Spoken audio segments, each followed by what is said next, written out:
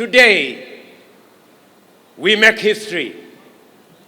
For the first time in 63 years of self-rule and national celebration, Madaraka Day is being hosted here in Wajir, in the heart of northern Kenya. This is not a mere ceremonial gesture. It is a national declaration. It is a moment of affirmation that Madaraka, our freedom, our dignity, our self-determination was never meant for some Kenyans and not for others. It was never meant for some regions and withheld from others. Madaraka still belongs, and will forever belong equally to every single Kenyan. Fellow citizens, on Madaraka Day in 1963, our freedom fighters did something consequential. They secured the transfer of political authority from colonial hands into African hands and into Kenyan hands. But self-rule was never simply about changing who holds power. It was about beginning the long but necessary journey of building a nation worthy of the sacrifices that secured its freedom. That promise, that work in progress, is the reason we are here today in Wajir. Decades after independence, this region was left behind through neglect, marginalization, discrimination, and policy failures. Sessional Paper No. 10 of 1965 entrenched a development paradigm that concentrated development in the so-called high potential areas. Vast regions like the former northern province were classified as marginal, as lesser, and as undeserving. The consequences, ladies and gentlemen, were devastating and long-lasting. Decades without adequate roads, without water, health, or schools. Communities pushed to the fringes of their own republic. Their patriotism questioned, their citizenship doubted, their aspirations undermined. For too long, some said this region was too difficult, too dry, too remote, and too insecure to deserve any development. That was wrong then. It is wrong now. It will forever remain wrong. But we are dismantling that legacy of exclusion.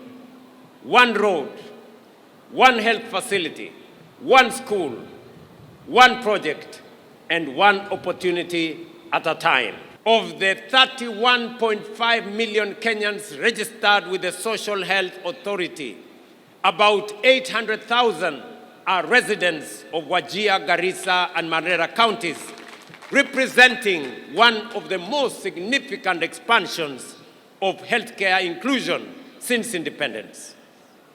To date, SHA has paid 8.1 billion Kenya shillings in claims for services provided in these three counties, demonstrating the transformative impact of this reform on access to quality healthcare. Beyond healthcare, ladies and gentlemen, inclusion must translate into opportunity for our young people. Already, more than 2,500 youth across all 30 counties of Wajir County have benefited from the Nyota program through business support, capital, training, and mentorship. Across Wajir, Garissa, and Madaraka counties, more than 7,200 young people are beneficiaries. We are also investing in Jitume digital hubs, ICT centers, digital skills programs, and digital infrastructure so that a young person in Wajir can compete with any person in Kenya and globally. Through the labor mobility program, we are opening pathways to jobs, skills, and international experience. Our message to the young people of Northern Kenya is simple. Your future will not be defined by geography. It will be defined by your talent, your skills, and your determination. But talent and determination flourish where opportunity is accessible and infrastructure is strong. That is why we are investing not only in people, but also the foundations of economic transformation. Today in Wajir County, through our affordable housing program, we have invested 15.6 billion shillings in the development of 4,600 housing units, including markets and including hostels, which are at various stages of procurement and construction.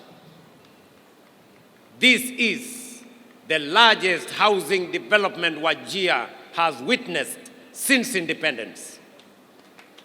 One of these projects, located just 3 kilometers from here, stands as a visible symbol of our commitment to ensuring that development, opportunity, and decent living are not reserved for only a few regions.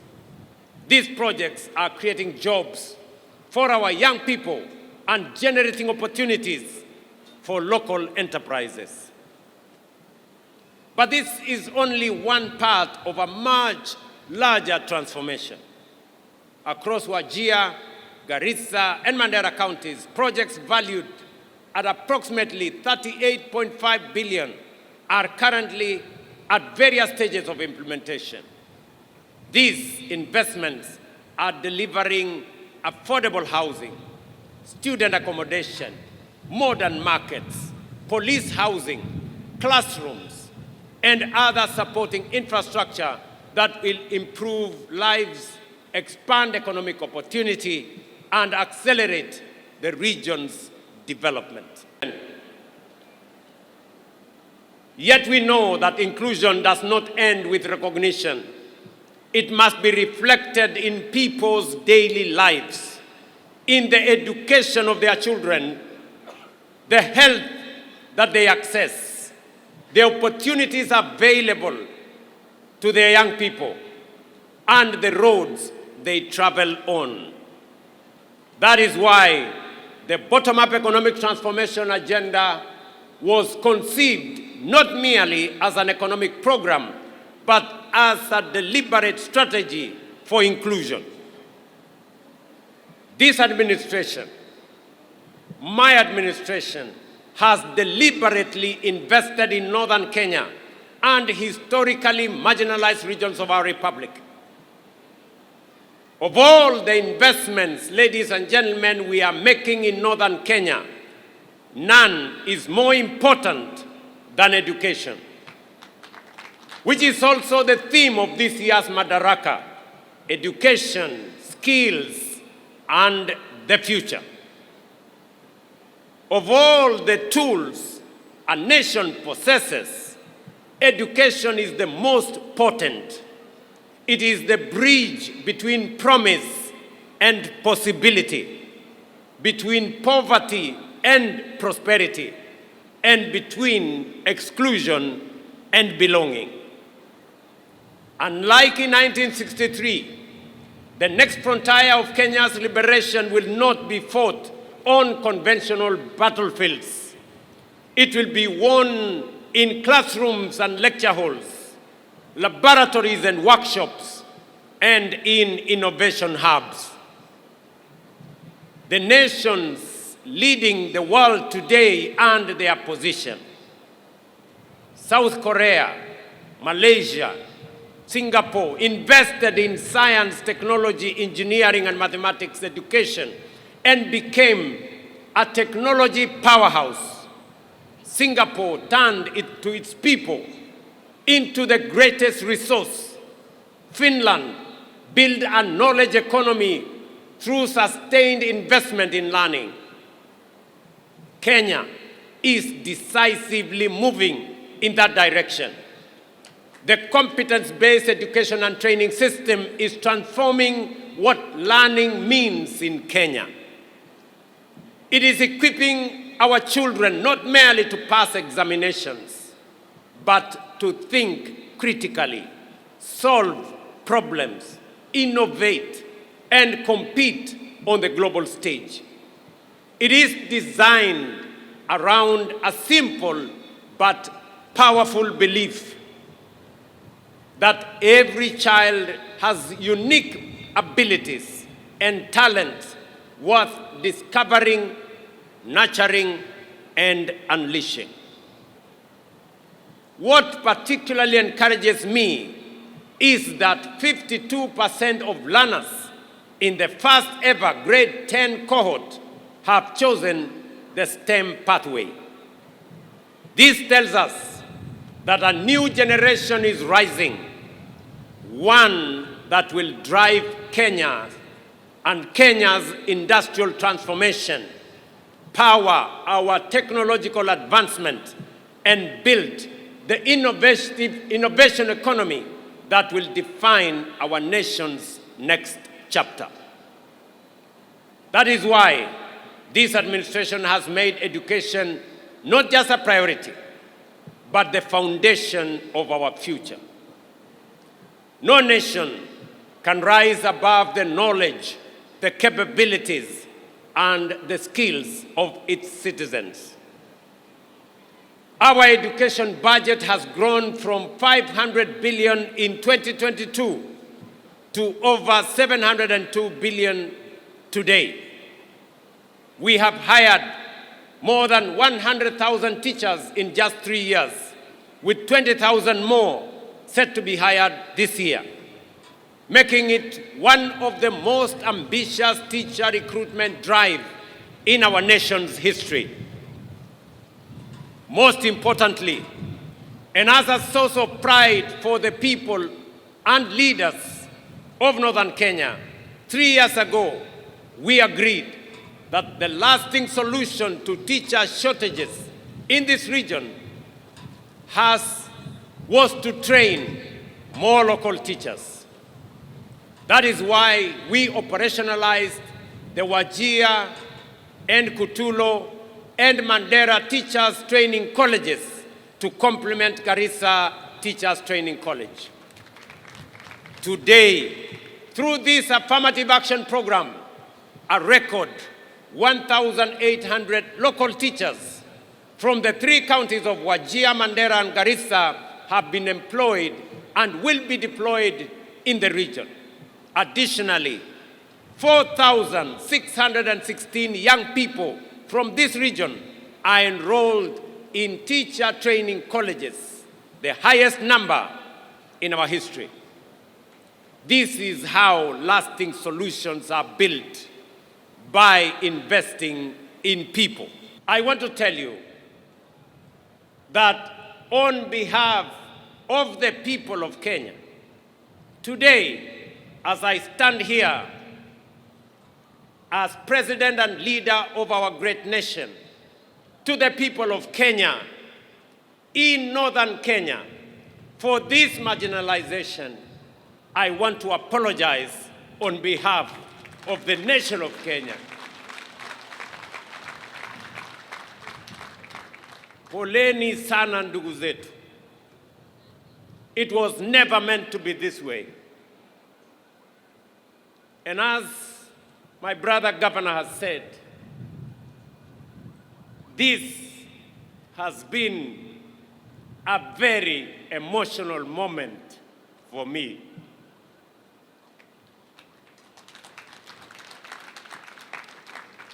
I want to tell you the story of Bakaja Ibrahim Osman.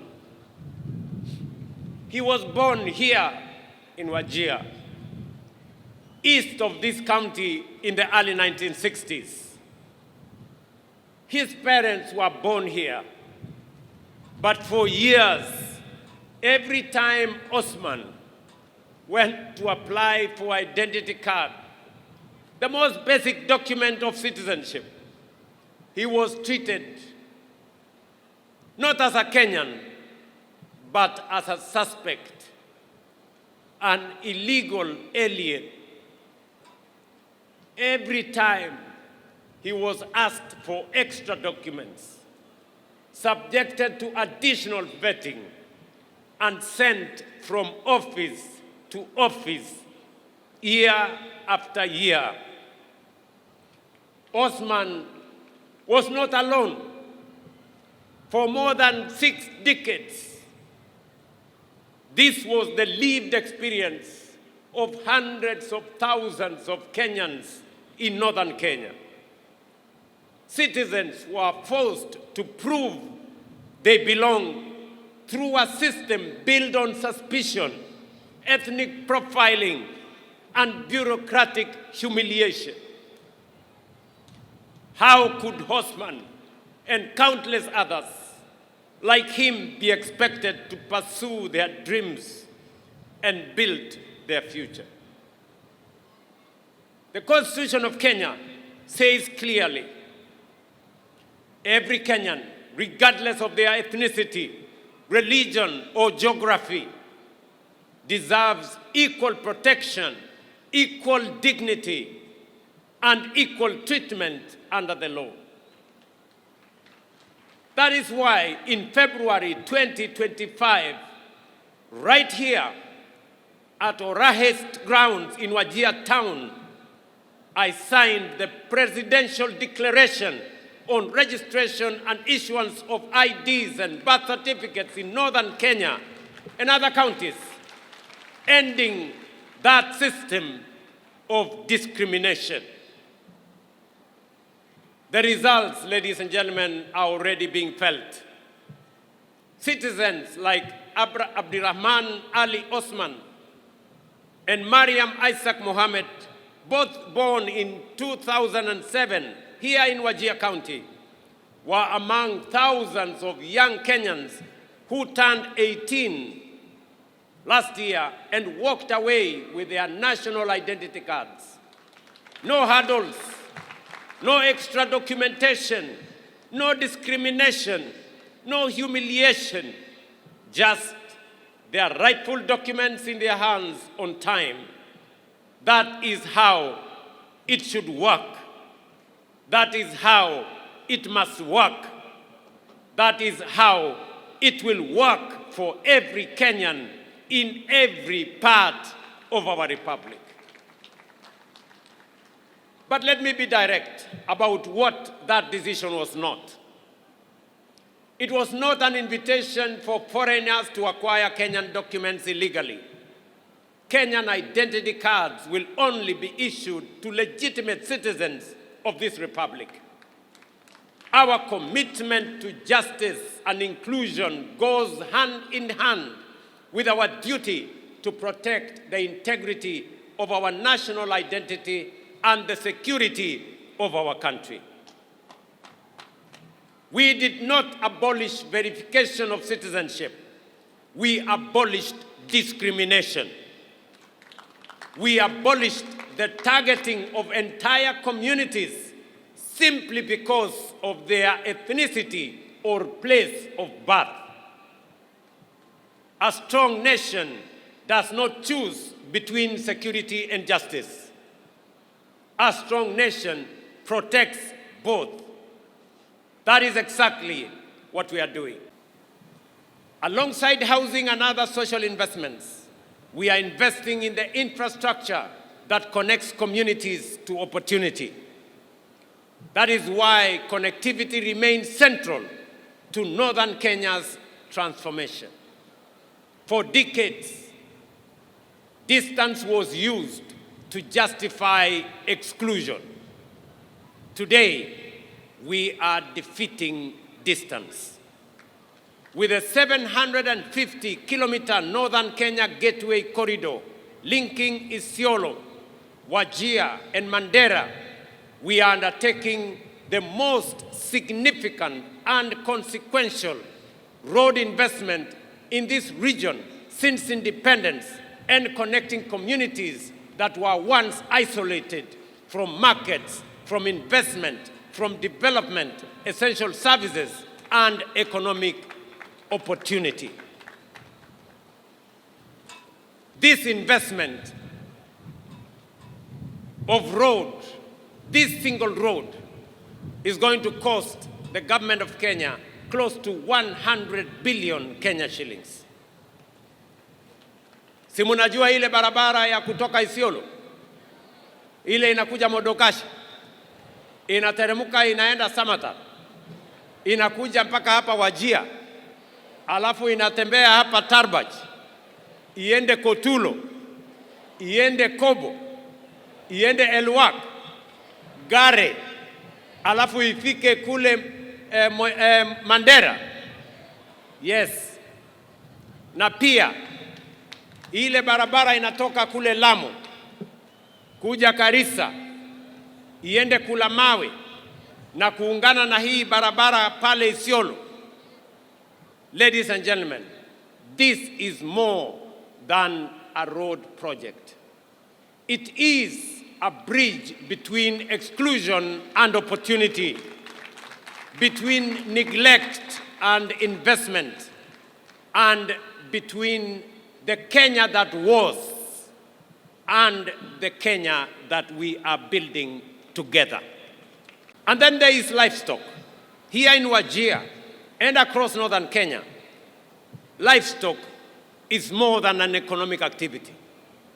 It pays school fees, feeds families, creates jobs, drives trade, and in difficult times, sustains entire communities.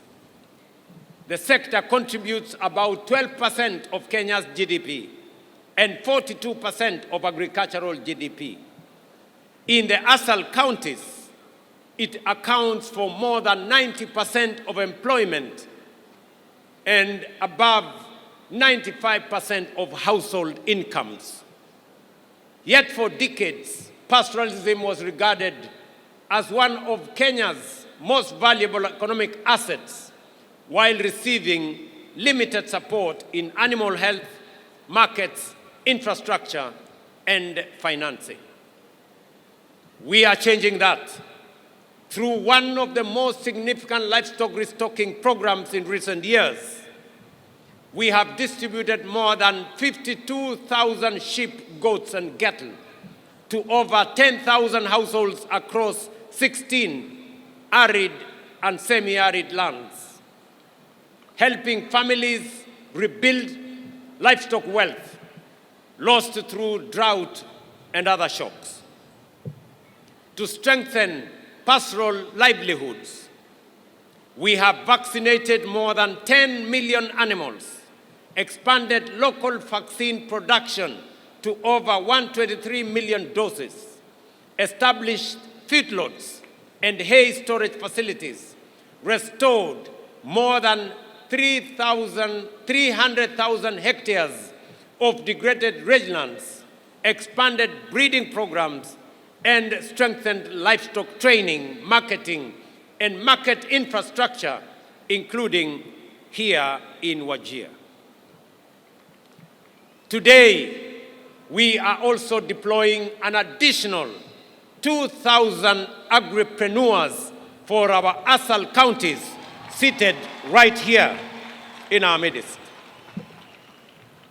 They will provide last-mile agricultural advisory services, connect pastoralist communities to markets and finance, and support the transition to climate-smart agro-pastoralism and more resilient livelihoods. Together, with the 5,000 already in place, we now have 7,000 agripreneurs driving agricultural transformation across our country. The results of this deliberate intervention are already visible. Meat exports have increased by 84% from Kenya shillings 8.9 billion in 2022 to Kenya shillings 16.4 billion in 2025. Milk production has increased from 4.6 billion liters to 5.3 billion liters, while dairy exports have grown from 4.9 billion Kenya shillings to 14.2 billion Kenya shillings. These gains are translating into higher income for livestock and pastoral communities, stronger markets for producers, and greater confidence in the future of pastoral economy. But this is only the beginning. Just as crop farmers receive deliberate government support, pastoralists too deserve support for the assets upon which their livelihoods depend, because livestock is agriculture and pastoralists are farmers. That is why we will expand livestock support program through a new phase of strategic restocking, enhanced vaccination campaigns, improved feeding programs, drought-resilient interventions, and additional feedlots. Our vision, however, goes beyond production. Just as tea farmers own their factories through KTDA and dairy farmers own their cooperatives, pastoralists too must own and control the businesses built around their livestock. That is why we are establishing a Kenya shillings 5 billion county livestock investment company initiative to support more than 350,000 pastoralists across 21 ASAL counties to form and own livestock investment companies. Through these enterprises, they will gain access to markets, gain access to finance and insurance, and value add their produce. In phase one, the initiative will improve the livelihoods of more than 2 million household members. I have directed the Ministry of Agriculture and Livestock Development, in partnership with county governments, to begin immediate registration of these companies across all the 21 ASAL counties. We will also operationalize the Livestock Enterprise Development Fund, establish a national strategic fodder reserve, strengthen pastoral cooperatives, fully roll out the animal identification and traceability system, and invest in the infrastructure needed to unlock premium export markets across Africa, the Middle East, and beyond. We must move beyond live animals exports to higher value products such as meat, leather, and dairy.